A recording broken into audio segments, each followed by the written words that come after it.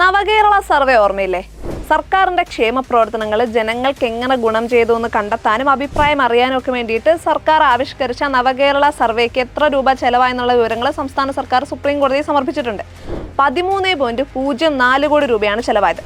ബ്രോഷറുകൾക്ക് വേണ്ടി 5.5 കോടി, ലെറ്ററുകൾക്ക് വേണ്ടി 1 കോടി രൂപ, പിന്നെ വോളണ്ടിയർമാരുടെ യാത്രക്കുള്ള ചെലവ് 1.45 കോടി, കുടുംബശ്രീക്കുള്ള TA ഇനത്തിൽ 3 കോടി, സോഷ്യൽ മീഡിയ ക്യാമ്പയിന്റെ ഭാഗമായിട്ട് പത്തനംതിട്ട, ഇടുക്കി, വയനാട്, മലപ്പുറം ജില്ലകൾക്ക് 1.8 ലക്ഷം വീതവും മറ്റ് ജില്ലകൾക്ക് 2 ലക്ഷം വീതവും, പിന്നെ ഈ സർവേ സംബന്ധിച്ചുള്ള ട്രെയിനിങ് പരിപാടികൾക്കായിട്ട് 69 ലക്ഷം രൂപ. ഇങ്ങനെയാണ് സത്യാമൂലത്തിൽ പറഞ്ഞിരിക്കുന്ന ചെലവ്. വിഷയം ഇന്ന് വീണ്ടും പരിഗണിക്കുന്നതിന്റെ ഭാഗമായിട്ടാണ് സർക്കാർ ഈ ചെലവ് സംബന്ധിച്ചുള്ള വിവരങ്ങൾ സുപ്രീം കോടതിയിൽ സമർപ്പിച്ചത്. പൊതുഖജനാവിൽ നിന്ന് പണം ഉപയോഗിച്ച് സർക്കാർ നടത്തുന്ന നവകേരള സർവേ റദ്ദാക്കിക്കൊണ്ടുള്ള ഹൈക്കോടതി ഉത്തരവ് സുപ്രീം കോടതി സ്റ്റേ ചെയ്തിരുന്നു.